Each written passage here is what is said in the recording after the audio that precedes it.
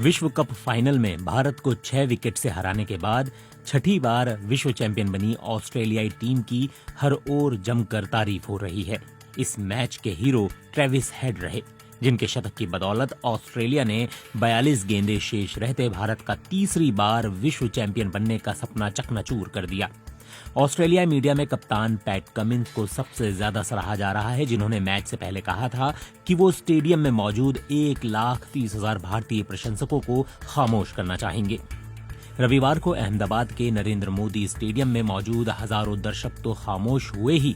The daily telegraph लिखता है कि कैसे ऑस्ट्रेलियाई खिलाड़ियों ने 1 अरब 40 करोड़ भारतीयों को खामोश करते हुए विश्व कप झपट लिया।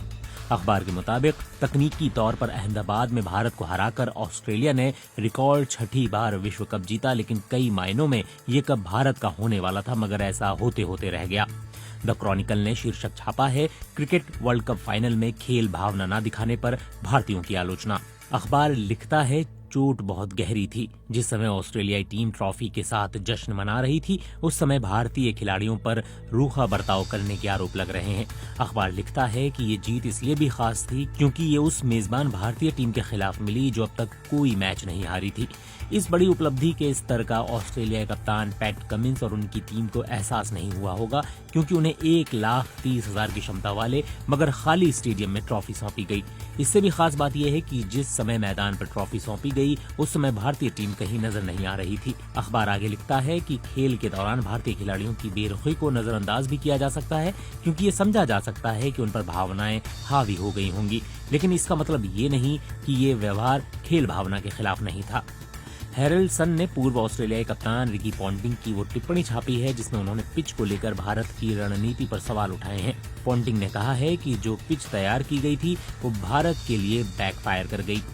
अखबार लिखता है, विश्व कप फाइनल उसी पिच पर खेला गया जिस पर भारत ने पिछले महीने खेले गए लीग मैच में पाकिस्तान के खिलाफ 7 विकेट से जीत हासिल की थी। पैट कमिंस ने भी एक दिन पहले पिच को लेकर चिंताएं जाहिर की थी। आखिरकार घास की पट्टी से ऑस्ट्रेलिया को बेहतर ढंग से लक्ष्य का पीछा करने में मदद मिली। रिकी पॉन्टिंग ने मैच के बाद कहा, ये पिच मेरे अनुमान के मुकाबले ज्यादा धीमी थी। ये अंदाजे से कम स्पिन हुई, लेकिन सभी ने पिच के हिसाब से ढलकर सधी हुई गेंदबाजी की। मैच के बाद भारतीय कप्तान रोहित शर्मा ने टीम की हार के लिए पिच पर दोष नहीं मढ़ा। उन्होंने कहा, हमें पता था कि रोशनी के बीच ये थोड़ी बेहतर होगी, मगर अब मैं कोई बहाना नहीं बनाना चाहता।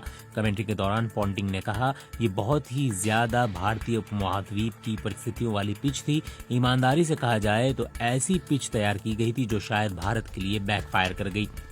वहीं पूर्व इंग्लिश क्रिकेटर माइकल वॉर्ड ने कहा है कि ऑस्ट्रेलिया खिलाड़ियों ने भारत के मुकाबले पिच को अच्छे से पढ़ा। उन्होंने कहा, रणनीतिक तौर पर वो बहुत चतुर टीम है। दी एज लिखता है, शोर शराबा करने वाले 90,000 से ज्यादा भारतीयों से भरे स्टेडियम में विराट कोहली के विकेट उखड़ने की आवाज के बाद सिर्फ 11 ऑस्ट्रेलियाई खिलाड़ियों की उत्साह भरी आवाजें सुनाई दे रही थी। अखबार लिखता है, कोहली का विकेट हासिल करके कमिंस ने अपनी टीम को जीत की राह पर डाल दिया था और फिर रही सही कसर ट्रेविस हेड और मार्नस लाबुशेन के बीच 192 रनों की साझेदारी ने पूरी कर दी।